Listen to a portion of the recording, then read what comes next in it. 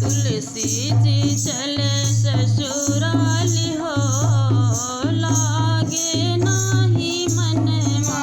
तुलसी जी चले ससुराल हो, लागे नाही मनवा।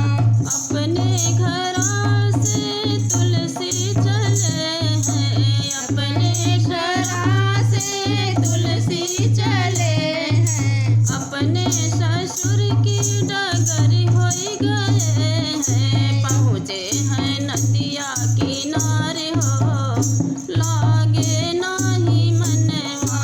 पहुँच गए नदिया किनारे हो, लागे नाही मनवा। तुलसी जी चले ससुराल हो, लागे नाही मनवा। तुलसी जी चले ससुराल हो, लागे नाही मनवा। मानो के मुर्दे से नदी पार होई गए, मानो के मुर्दे से नदी पार होई गए। उतर गए वही पार हो, लागे नाही मनवा।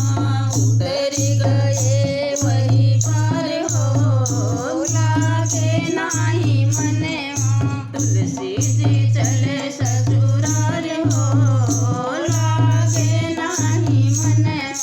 तुलसी जी अपने ससुराल को चले हैं, तुलसी जी अपने ससुराल को चले हैं। अपने ससुर की डगर होई गए हैं। पहुँच गए वही पार हो, लागे नाही मनवा। पहुँच गए वही पार हो, लागे नाही मनवा।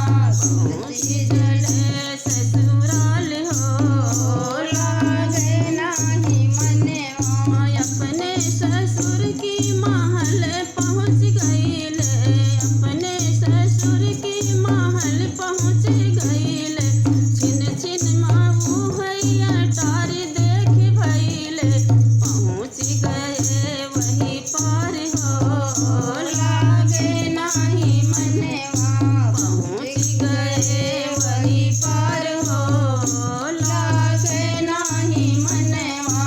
तुलसी जी चले ससुराल हो, लागे नाही मनवा। सोवत नारी उठी अकुलाई, सोवत नारी उठी अकुलाई। तुलसी जी से बोली अकुलाई। काहे गया ससुराल हो, लागे नाही मनवा।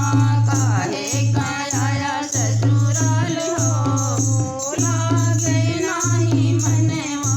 तुलसी जी चले ससुराल हो, लागे नाही मनवा। जितनी प्रीत प्रिया हम पर लगाई, उतना तो काहे न हरि से लगाई। जितना प्रीत प्रिय हम पर लगाई, उतना तो काहे न हरि से लगाई।